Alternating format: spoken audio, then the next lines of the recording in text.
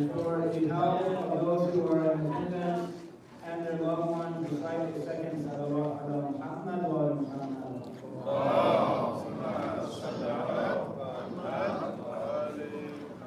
Without further ado, I'd like to ask our respected scholars Reza to come to the number of class salawat ala Muhammad wa ala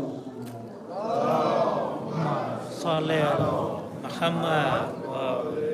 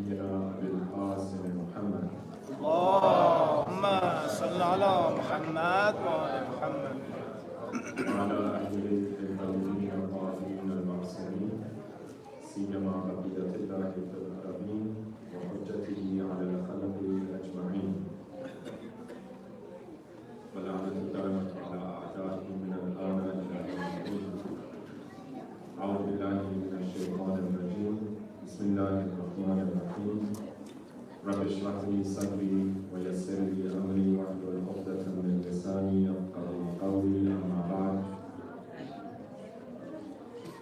فقد قال الله الحكيم في محكم كتابه الكريم اعوذ بالله من الشيطان الرجيم لقد جاءكم رسول من انفسكم عزيز عليكم ما عنتم حريص عليكم بالمؤمنين رؤوف رحيم صدق الله العلي العظيم صلى الله عليه وسلم. اللهم صل على محمد وآل محمد. Before beginning, I'd like to just recite a short Surah Al-Fatiha for all of your own marhumin, the marhumin of the entire community and the shuhada all across the world, those who are under the weight of oppression, wherever they might be, Muslim, non-Muslim, wherever they might be. مسبوقة بالصلاة على محمد وآله. اللهم صل على محمد وآل محمد.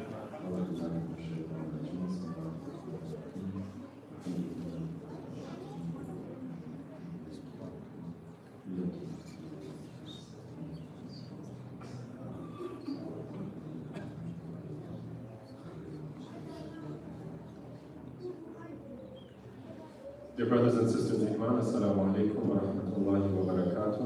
Wa alaikum assalam wa rahmatullahi wa barakatuh. Last night we began our conversation on Lady Fatimiyya Zahra, her life and her legacy, and one of the main gems of the life of Lady Fatimiyya Zahra is in this khutbah, a very brief khutbah that she left with us after the events of Fadak. In other words, after the death of Rasulullah sallallahu alayhi wa alayhi, when the Muslim Ummah, and in particular the city of Medina, was trying to figure out its own future and the future of the entire community and as well the entire religion of Islam, one of the main events that befell the Muslim community was this event of Fadak. Before getting into the details of that event, last night we also talked about the importance of history. of understanding what happened to those who came before us, so that we can, first of all, understand how we have gotten here. If you don't understand history, you can't understand the context of your own life.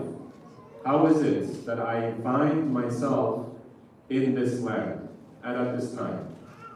All of the things that I am benefiting from in my life, all those blessings, they all have their own history.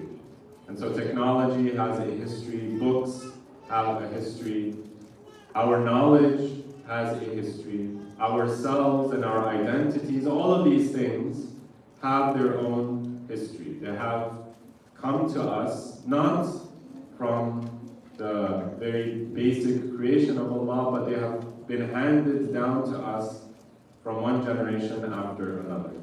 And so for us to really understand our own lives and the lives of other people in our communities, in our country, or even across the world, we really have to have that historical context.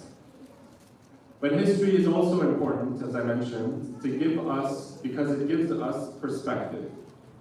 It allows us to understand when, for example, I can call something oppression and unjust, and when I should refrain judgment. What are the things that are and should be important to me and to my religious practice and to my religious beliefs?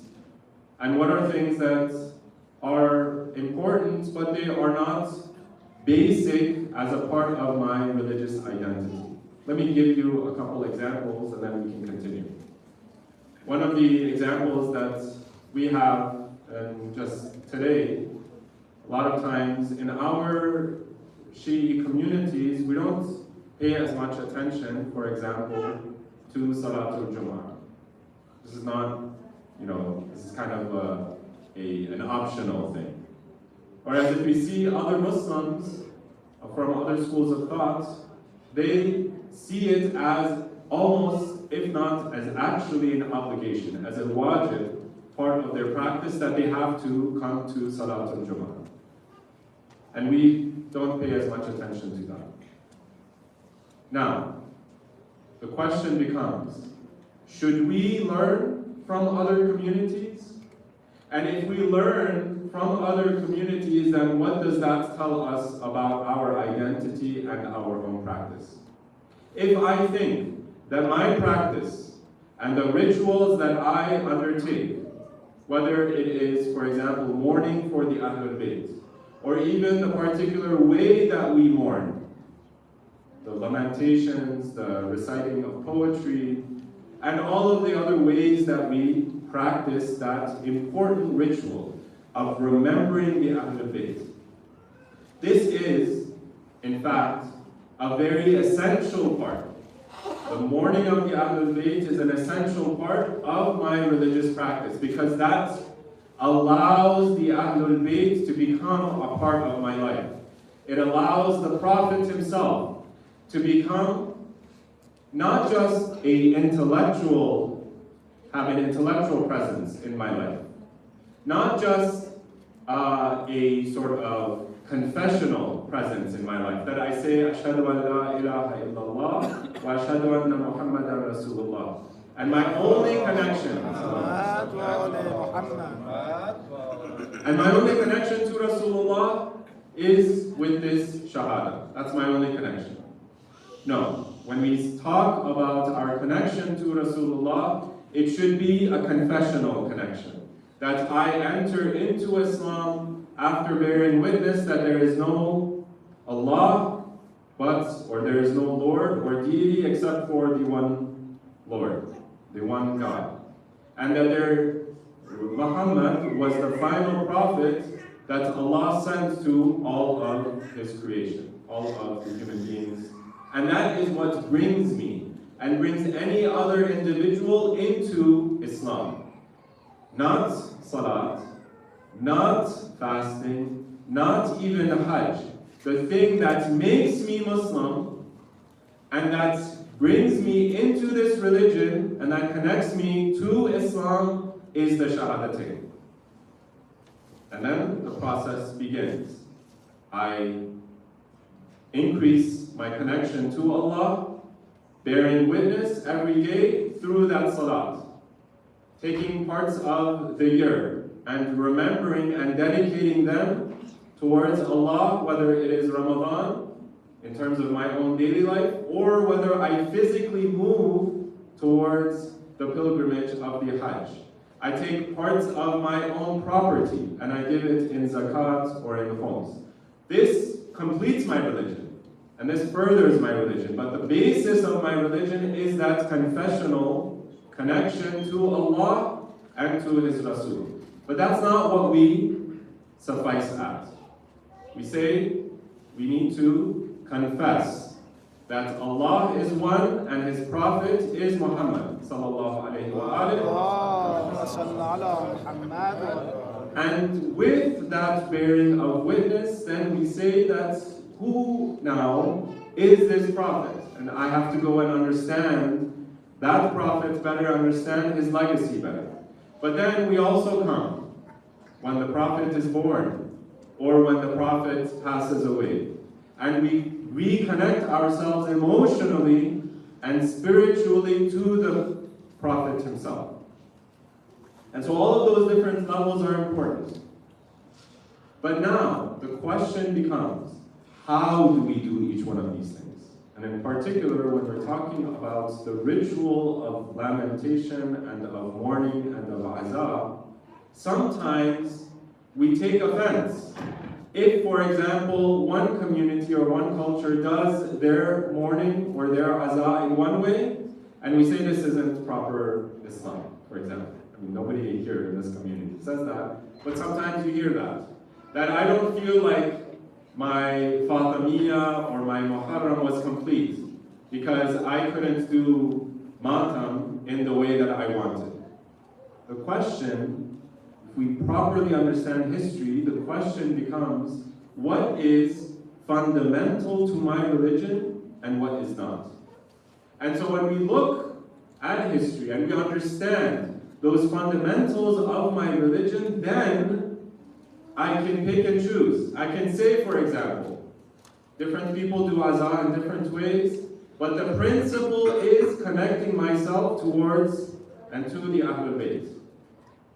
And it gives me a confidence that now, if I see another community doing something well, then I am willing to take that from that other community. If I see other communities, for example, giving more importance to Salatul Jumu'ah, then maybe, because I'm confident,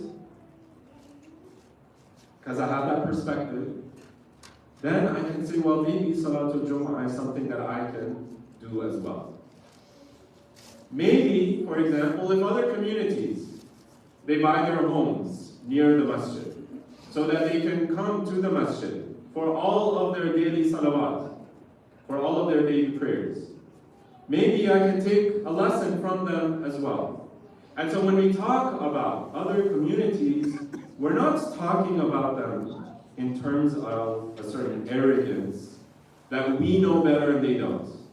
We're talking about ourselves and other communities in terms of what we can learn and maybe what Allah has guided us towards, and maybe He has stopped that guidance from other people, putting it into perspective. And this becomes very important, particularly when we talk about the life of Lady Fatima Zahra, salawat alayha.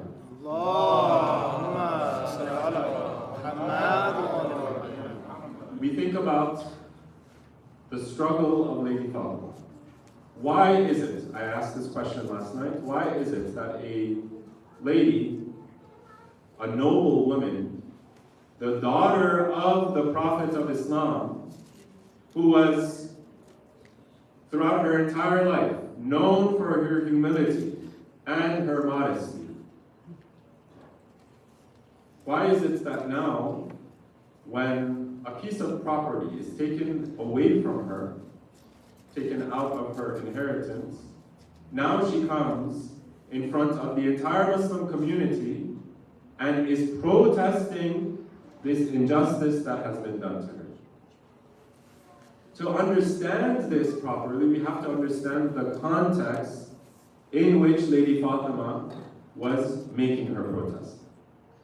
When we look at the history after the death of Rasulullah, sallallahu alaihi wasallam, we see that Rasulullah, right after he died, and even before, the Muslims were considering what is the legacy of Rasulullah, and who can carry this legacy forward. And there are various instances that this takes place. Watershed moments in the early life of the Muslim community. One of those moments is the battles of the Reza. Some of us might have heard this. After the death of Rasulullah, the events of Saqifa are undertaken. A group of the Muslims, the heads of the different tribes, they come together. They're trying to figure out, well, what's next? Rasulullah has passed away. What do we do next? And so the heads of these different tribes, the Ansar, the Aus, and the Khazraj, they begin under this event of Saqifa. And they say, well, maybe we should be the leaders. And then they debate amongst themselves. A group of the Muhajirun, the pilgrims out of the city of Mecca, they hear about this dispute. And then they go towards that place called Saqifa, and then they put in their own lot. They say that you are Ansar, you have your place, and this place is very important. You have been honored by Rasulullah himself. But in the end of the day, Quraysh was the people of the Prophet. And so we have a closer claim, a greater claim to the legacy of Rasulullah. And then the events occur, and then finally the first Khalifa is chosen. But when we're thinking about the legacy of Rasulullah, there are these important watershed moments when the Muslims, and in particular the Khalifa, decides who is the successor of Rasulullah. What does it mean to be the Khalifa of Rasulullah? What does that mean? What are the powers and the authority that the Khalifa can have? And so one of these events, one of these watershed moments, are the events of the Ridda. It is said that once the Muslims, when you think about it, history, when we think about history, we have to think about the larger context, correct? So sometimes we think about, well, there's this Arabian Peninsula, and now we send an email, and then our email goes and it reaches the farthest side of the earth. Or we pick up a phone and we can call someone and I can send a message to someone across the world. But in around the year 600 or so, 610, we didn't have those forms of communication. And so when the Muslims hear that, or rather the Arabs hear in the Arabian Peninsula, that a prophet had come, and now he is bringing a new message, some of them, it takes them a while to accept the message of Islam. But many of them didn't know the details of that message. And so maybe they were nominally Muslim. They had said the Shahadatain, but they didn't know all the details. They didn't know necessarily who the Prophet was, or maybe, for example, they hadn't heard all of the ayat of the Quran, and so they had patchy knowledge. And so, some of these people, some of these Arabs, when they heard that Rasulullah has passed away, some of them distanced themselves from Islam. This Prophet has come, and now he has passed, and now we can go back to our old habits. And this is actually what is happening in the event of Saqifa itself. Rasulullah had said that we are now a single ummah, and this ummah is not based on what tribe you are a part of, but based primarily upon your taqwa. And so nobility comes from your piety, and your fear and your consciousness of Allah. Don't think that because I am of this tribe, or of this nation, that now somehow God has blessed me above everyone else. Now I have authority over other people. So even the people of Medina, they are quickly forgetting that legacy of Rasulullah. Not to mention people who are in the backwaters and in the farthest reaches of the Arabian Peninsula. It is said that after the death of Rasulullah, different tribes and different places in the Arabian Peninsula, they begin to distance themselves. But some of these people, for example in Yemen, they knew and they had heard the message of Rasulullah. And now they're trying to figure out what is going to become of this religion, who is going to succeed. And so they don't send their zakat, their tax, their alms tax. And it is said that the first Khalifa, he asserts his authority. He says, if a people don't send their tax, then their blood is able to be spilled. They're not properly Muslims anymore.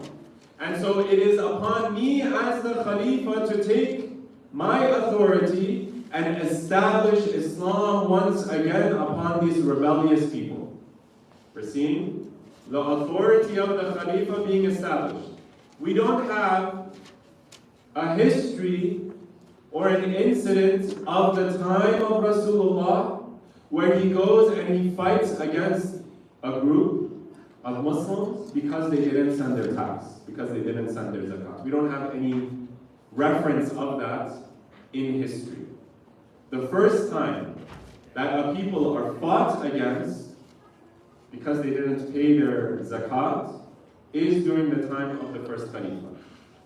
He's saying, if you don't pay your zakat, then you're not properly Muslim.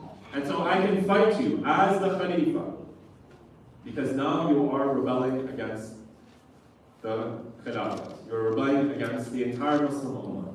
And in fact, what's interesting is that when you look at the history, even the closest advisors of the first Khalifa are saying, we're not allowed to fight these people. These people are Muslim. And so their blood and their wealth is secure. You can't fight just a random war against the people who are protected under your own constitution and are within your own community and your own nation. And so the Khilafat now is becoming expanded. The authority and the powers of the Khilafat are being expanded. And this is the context that we have to pay attention to when we're looking at the events of Badr. What the first Khalifa is laying claim to is not just a parcel of land. It is the entire legacy of Rasulullah. He is basically saying, when Lady Fatima comes and makes her protest, he says, I had heard Rasulullah once say, نَحْنُ الْأَنْبِيَاء لَا نُورَ. We are not inherited by anyone. We don't leave any inheritance for a people to now come and take our inheritance. What he is basically saying is that the entire legacy of Rasulullah is manifested in this Khilafat. And so no one can lay a greater claim than the Khalifa over the legacy of Rasulullah. I can decide if a Muslim is going to be fought against or if he is going to be protected. I can decide what the property of the Muslims are going to be, how they're going to be dealt with. I can even decide what the property of Rasulullah is going to be, how that is going to be dealt with. The greatest level of authority. That is what's happening. And so when Lady Fatima comes and makes her claim, part of that claim is to say that no, the legacy of Rasulullah is intact and it is not defined by and furthered by solely by the Khalifa. The Khalifa has certain limits to his power and certain limits to his authority. He does not define for the entire Muslim Ummah all of their rights and their responsibilities. There are limits to the government. There are limits that the Khalifa has to respect. And of course, the other side of the coin, is that when you are laying claim to the legacy of Rasulullah, the legacy of prophecy, of prophethood, then you are also saying that it's not just about property. It's also that I am the right person to carry forward that message of Islam. It's not a political issue. It's not even a social issue. It's a religious and a revelation, an issue of revelation. That what is and who is the right authority to carry forward that legacy. If the Muslims are faced with a new difficulty, a new task, how are they going to overcome that task, overcome that obstacle? And so, when Lady Fatima Zahra is making her claim, she is also making her claim in terms of that khilafat, that legacy of Rasulullah. It's not just about property. It's about the entire message of the Prophet. And that is why it is said in various books of history, in Muruj al-Dhahab, for example, and in Al-Kamil fil Tarikh, that Amirul Mu'mineen and the entire Banu Hashim, they held off giving bay'ah until Lady Fatima Zahra was alive. So long as she was alive, so long as she was the fullest manifestation of that inheritance of Rasulullah, no one would dare deny the Ahlul Bayt their right. In the end of the day, this is a tribal society. And so you're thinking about it in terms of what is that tribal logic? The person who carries forward the legacy of a chief is going to be the closest person to that chief, the children of that person.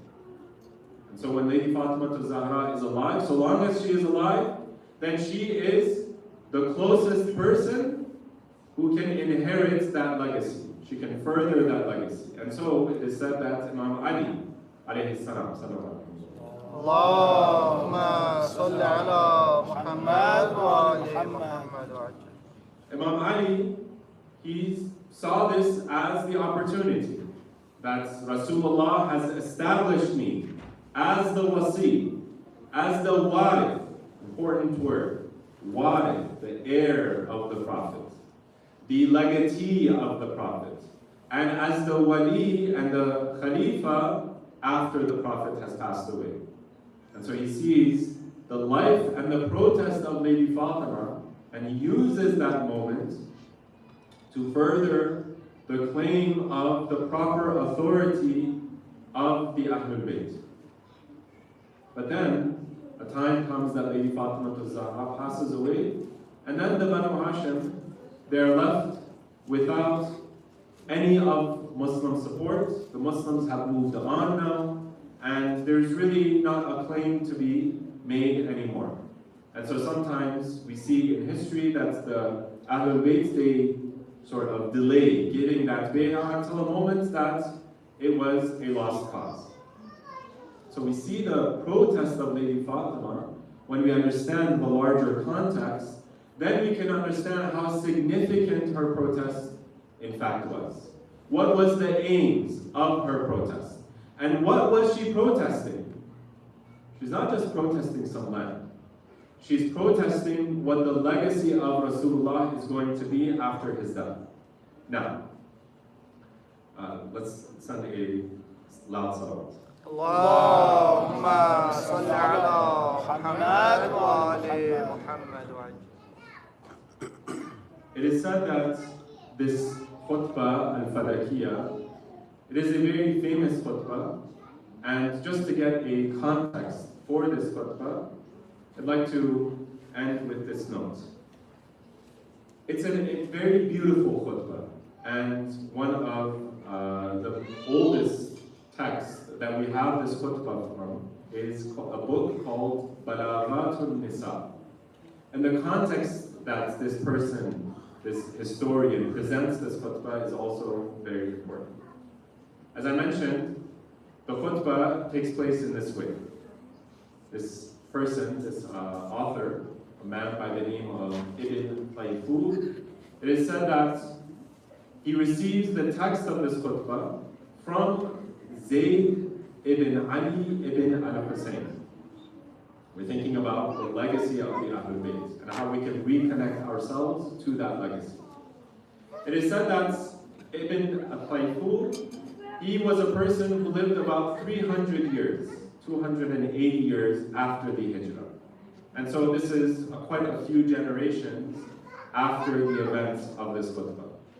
It is said that by that time, there were people who would deny and who would question the authenticity of this khutbah.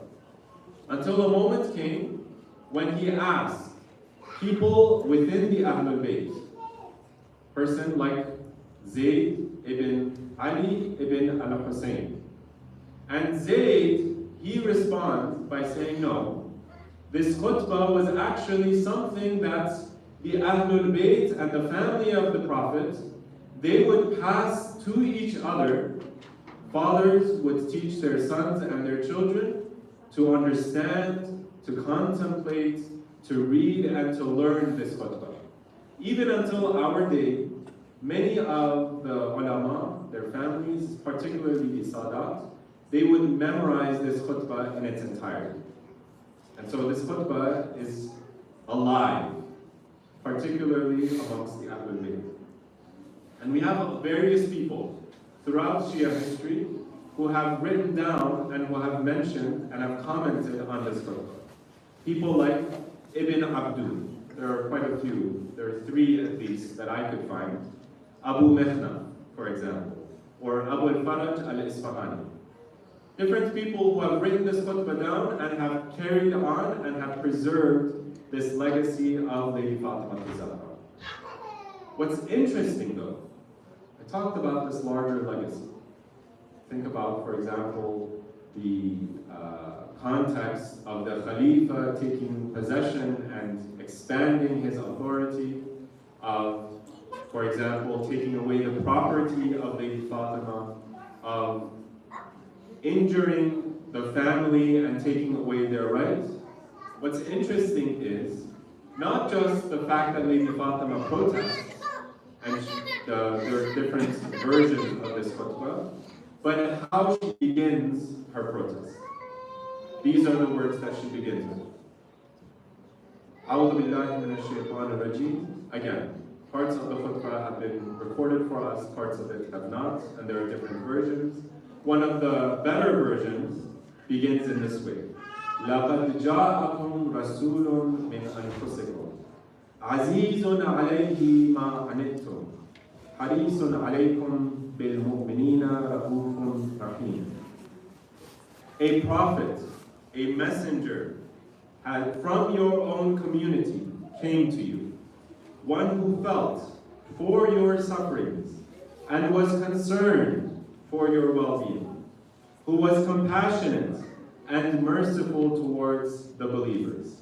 If you know him, فَإِن تَعْرِفُوهُ تَجِدُوهُ أَبِي دُونَ آبَائِكُمْ وَأَخَذْنَ عَمِّي دُونَ رِجَالِكُمْ. She's mentioning her connection to Rasulullah. And she mentions her connection in a very beautiful way. That Rasulullah was not a tyrant. He was not an oppressor. He was more caring over the Muslims than they were over themselves. A person who was compassionate and merciful towards the believers. And this is that legacy that Lady Fatima Zahra continues until her final days. A constant reminder for the Muslims to go back to Rasulullah. Don't forget Rasulullah. Remember how he lived. Remember his legacy and his traditions. Because my time is up, inshallah we can continue talking about and reading the khutbah in future nights.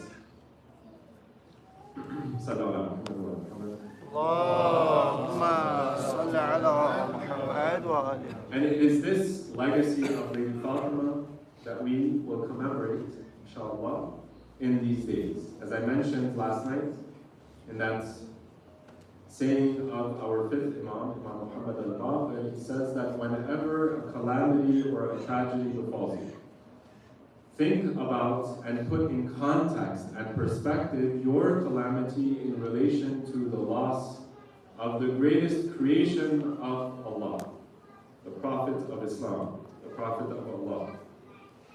Put your own tragedy and your own cries and your own lamentation in perspective with the loss of Rasulullah. And it is said that Lady Fatima Zahra, she remembers her father.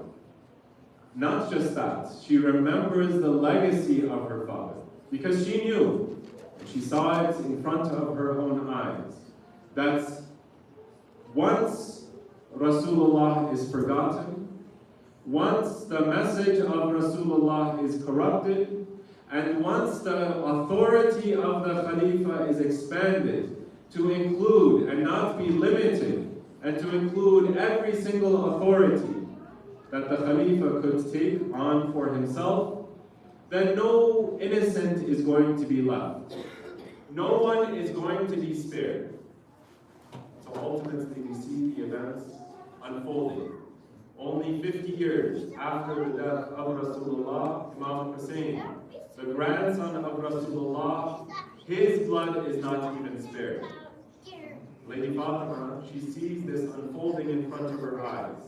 She sees the right of Imam Ali being taken away from him. And so she calls and she cries and she laments for her father, and through those cries she is lamenting for her husband, Imam Ali, and for all of the innocent Muslims and all of those who are oppressed throughout the lands of the Muslims.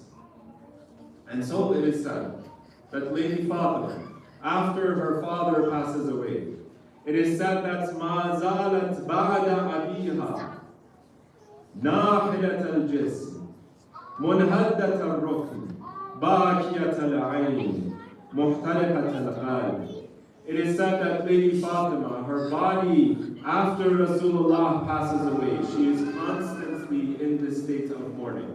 She is trying to remind the Muslims through her tears and through her cries of Rasulullah. It is said that her state becomes so weak, her body becomes so shriveled, that her back becomes bent. And it is said that her body becomes weak, and she was constantly in a state of tears. And her heart, it is said, مُحْتَرِقَةَ الْقُلُوبِ مُحْتَرِقَةَ الْقَلْبِ. It is almost as though her heart is broken and torn into pieces. And so, in those final moments of the life of Rasulullah, it is reported that when Lady Fatima comes atop the body of the Prophet, she doesn't have anything to console her. And she hears the words of Rasulullah, that Rasulullah says to Lady Fatima. He tells her to come close, and she whispers something. Rasulullah whispers something in her ears. And Rasulullah, then, Lady Fatima, when she is crying profusely, and she is wailing, and she is crying, Rasulullah tells her to come close once again. And she whispers something else in her ear. And it is said that now Lady Fatima, she ceases her cries. And now she has a smile on her face. Later, the family of Lady Fatima, they come around her and they ask, "Oh, our mother, why is it that once we saw you atop the body of Rasulullah, Rasulullah whispers something in your ear and you begin to cry, and you begin to lament, and you begin to wail. And then, all of a sudden, when Rasulullah says something else in your ear, your cries stop, and this smile crosses your face." It is said that Lady Fatima responds, that first message that Rasulullah gave to me was that Rasulullah told me, my father told me, that this is my final illness. I am going to die soon, and I am going to leave you all. And you are going to be left alone with Ali, with Hussein, and with Hassan, and with Zainab. And I cried, because I knew that a tragedy is going to befall us, and befall the rest of the Ahlul Bayt, and befall the entire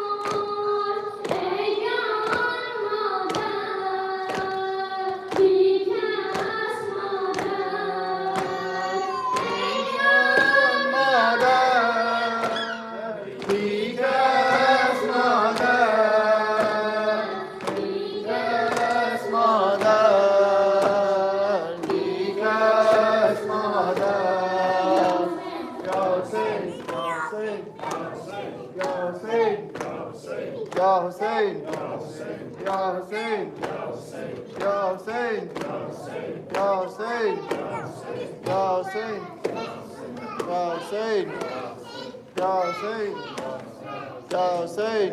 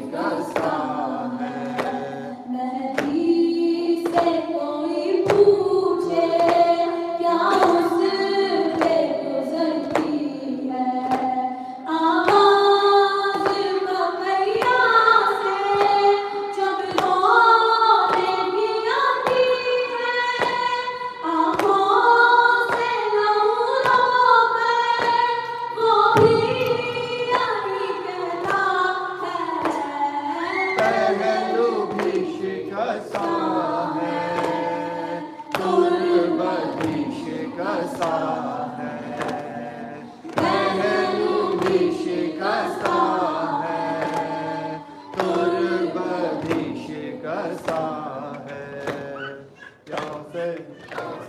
या हुसैन, या हुसैन, या हुसैन, या हुसैन, या हुसैन, या हुसैन, या हुसैन, या हुसैन। نور و قدر و کوثر و طه، ذکر نورانی عاشقها، تسبیحات حضرت زهرا.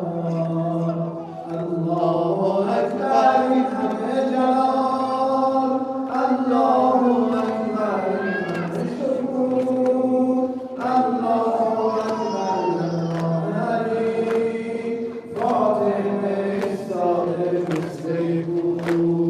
صلی الله علیک فاطمه، صلی الله علیک فاطمه، صلی الله علیک فاطمه، صلی الله علیک فاطمه. روی لبها نور و قدر و کوثر و طه، ذکر نورانی عاشقها، تسبیحات حضرت زهرا. الله اکبر این همه جلال، الله اکبر این همه شکوه، الله اکبر در راه علی فاطمه استاده مثل بود. میدونم که راز شهادت این اشکار، رنگ خدا میگیرم انگار، تسبیحات حضرت زهرا. الحمدلله که نوکرتم، الحمدلله که مادرمی، الحمدلله که از بچگی‌ها مادر سایه روی سرمی. صلی الله علیک فاطمه، صلی الله علیک فاطمه، صلی الله علیک فاطمه، صلی الله علیک فاطمه.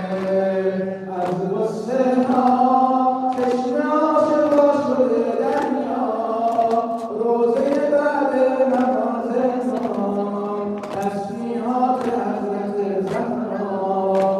سبحان الله باب بهشت و نور، سبحان الله از لحظه ورود، سبحان الله پیش چشم علی آیه های کوثر شده کبود. صلی الله علیک فاطمه، صلی الله علیک فاطمه، صلی الله علیک فاطمه، صلی الله علیک فاطمه، صلی الله علیک فاطمه، صلی الله علیک فاطمه، صلی الله علیک فاطمه، صلی الله علیک فاطمه. مظلوم حسین، شهید حسین، قریب حسین، عطشان حسین، بیکس حسین، مولا حسین. یا بی عبدالله، یا بی عبدالله، یا بی عبدالله، یا بی عبدالله، یا بی الزهرا، یا بی عبدالله، یک و تنها، یا بی عبدالله، زهر عاشورا، یا بی عبدالله، عیدی کعبه، یا بی عبدالله، نور خبتن، یا بی عبدالله، مارا رسان، یا بی عبدالله، به کربلا، یا بی عبدالله، به نیما، یا بی عبدالله،